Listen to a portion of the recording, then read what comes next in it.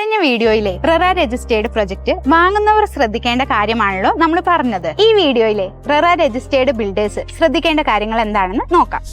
Builders റെറയിൽ register ചെയ്തതിനു ശേഷം മാത്രം offer, marketing, advertisement, plot booking, investment തുടങ്ങിയവ ചെയ്യുക. കൊടുക്കുന്ന എല്ലാ പരസ്യങ്ങളിലും അതത് പ്രൊജക്ടുകളുടെ റെറ രജിസ്റ്റേർഡ് നമ്പർ കൂടി ഉൾപ്പെടുത്തണം. പ്രൊജക്ടിന്റെ 70% എമൗണ്ട് കൃത്യമായി അക്കൗണ്ട് ചെയ്ത് പ്രൊജക്ടിന് വേണ്ടി മാത്രം ഉപയോഗിക്കുക. മുഴുവൻ തുകയുടെ 10% മാത്രമാണ് ബുക്കിംഗ് അഡ്വാൻസ് ആയി വാങ്ങാൻ പാടുകയുള്ളൂ. റെറയുടെ വെബ്സൈറ്റിൽ ബുക്കിംഗുകളുടെ എണ്ണവും പ്രൊജക്ടിന്റെ ഡെവലപ്മെന്റ്സും 3 മാസത്തിലൊരിക്കൽ നിർബന്ധമായും അപ്ഡേറ്റ് ചെയ്യണം. പ്രൊജക്ടിനുണ്ടാവുന്ന ഘടനാപരമായിട്ടുള്ള പോരായ്മയ്ക്ക് വസ്തു കൈമാറ്റം ചെയ്ത തീയതി മുതൽ 5 വർഷത്തേക്കുള്ള ഉത്തരവാദിത്തം ബിൽഡേഴ്സിന് മാത്രം ആയിരിക്കും. പ്ലോട്ട്, ബിൽഡിംഗ്, കൺസ്ട്രക്ഷൻ തുടങ്ങിയവയുടെ എല്ലാം പേരിൽ ഇൻഷുറൻസ് എടുക്കുകയും ഇൻഷുറൻസ് അടച്ചതിന്റെ രേഖകൾ കൃത്യമായി അസോസിയേഷന് കൈമാറുകയും വേണം. ഒക്യുപ്പൻസി സർട്ടിഫിക്കറ്റ് ലഭിച്ച് 2 മാസത്തിനുള്ളിൽ തന്നെ അലോട്ടിയുടെ പേരിൽ തീറാധാരം നടത്തി കൊടുക്കണം. പാട്ടത്തിനെടുത്ത ഭൂമിയിലാണ് പ്രൊജക്ട് വരുന്നത് എന്നുണ്ടെങ്കിൽ പാട്ട സർട്ടിഫിക്കറ്റ് നിർബന്ധമായും അസോസിയേഷന് അതല്ലെങ്കിൽ അലോട്ടിക്ക് കൈമാറണം. പ്രൊജക്ട് പൂർത്തിയായി കഴിഞ്ഞാൽ